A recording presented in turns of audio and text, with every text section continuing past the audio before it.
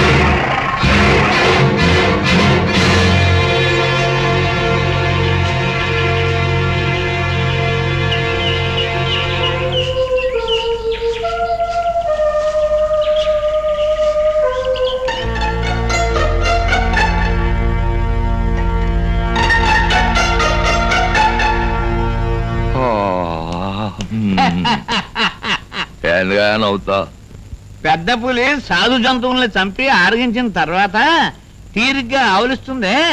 మీ ఆవులంతా చూస్తుంటే నాకు అది జ్ఞాపకం వచ్చి నవ్వు వస్తుందండి. రాత్రంతా నిద్రపడలేదా?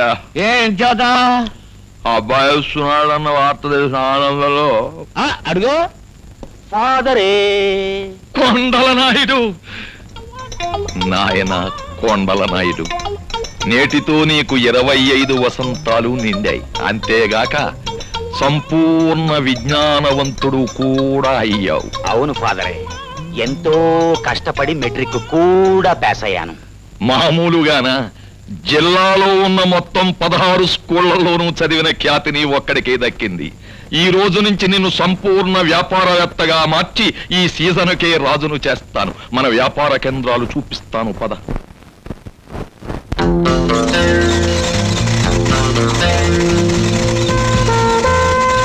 ఫాదరే. ఏం బాబు? నిన్ను చూస్తుంటే నాకు మాయిల్ ఫకీర్ గుర్తుకొస్తున్నాడు.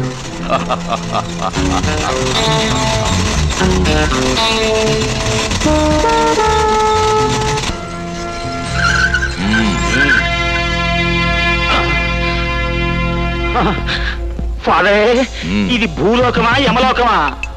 భూలోకంలో యమలోకం. పైన భూలోకంలో ప్రభుత్వం అనుమతించిన తోళ్ల కొట్టుంది.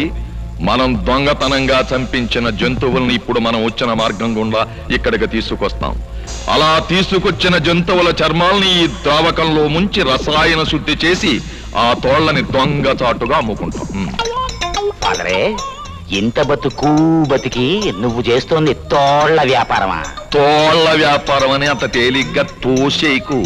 విదేశాల్లో కూడా దీనికి చాలా గిరాకీ ఉంది. అయ్యా, తమరు పట్టిస్తారన్న గున్న ఏనుగు నిమిత్తం రాజస్థాన్ పార్టీ అవతల రూమ్ లో వెయిట్ చేస్తున్నారని నిన్ను. అర్థమైంది లేవయ్యా, పద. అవధాని, గొన్నేనుగును పట్టుకోమని పులిగాడికి పురమాయించాం కదా, ఏడువాడు. దండాలెట్టుకుంటున్నాను బావ్. దండాలు పెద్దదా? వీడెవడు? వీడు నా కొడుకు బావ్. నేను తెమ్మన్నది గున్న ఏనుగును గాని ఈ పక్క పీనుగును కాదు. అందుకే ఈ ఆటకు పోయినాను బావు. ఉన్న ఏనుగు బాటున పడే యాలకి ఊరంతా సింహం వచ్చి పడినాది. అప్పుడు ఊకలో కొమ్మయ్య ఉరుమునాగా వచ్చి పడినాడు అడవి మనిషా ఆ అంటే టార్జాన్. కెర్రాభో ఒట్టి చేతులతో సింహంతో పోరాడినాడు కానీ శభాష్, మనకు మంచి అవకాశం. అడవిలో మనం చేసే దొంగతనాలన్నీ వాడి మీదకే తోసేసి వాడే అడవి దొంగ అని ప్రచారం మొదలు పెట్టండి.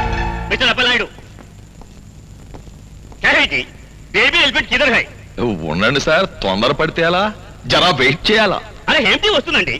3 లక్షలు అడ్వాన్స్ తీసుకున్నారు. 3 సార్లు ఇప్పటికీ మాకి మీరు మోసం చేసినారు. మీది అండర్ గ్రౌండ్ సంగతి పోలీసులకు చెప్పి మీకు బేడీలు వేస్తారు. ఉండండి సార్, ఎందుకా కోపం? తొందర పడకండి. ఒరే పులిగా, అయ్యగారు మనకిచ్చిన సొమ్ముని రిఫండ్ ఇచ్చేసి పంపించేయి. పదండి.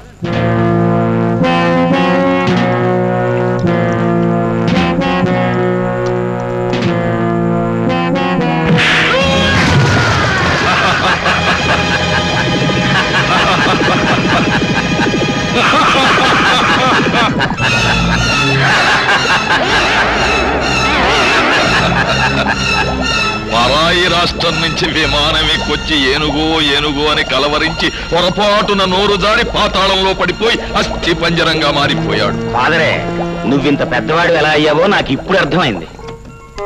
అంకుల్, నేను ఫారెస్ట్ క్లబ్ బయలుదేరుతున్నా. మా గార్డ్స్ తోడు పంపిస్తాను. సి అంకుల్, ఈ సరోజ ఎస్పీ చౌదరి గారి కూతురు.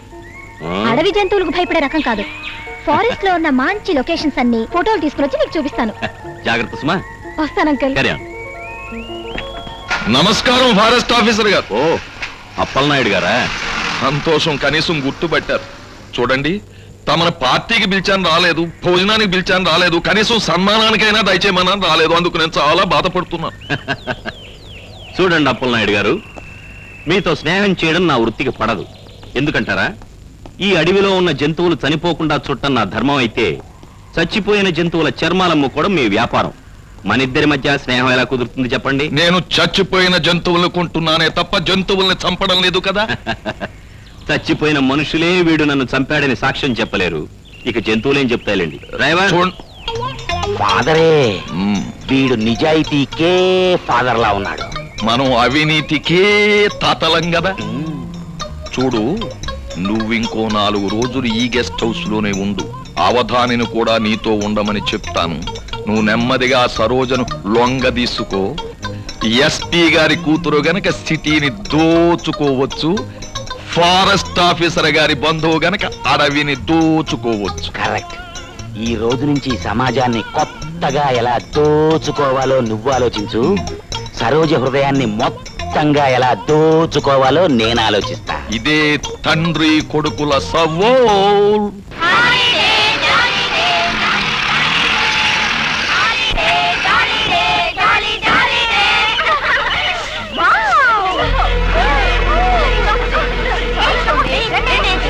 ఊకలో కొమ్మయ్య పట్నం చిలకల పిటపిటలు ఆడుతున్నాయి.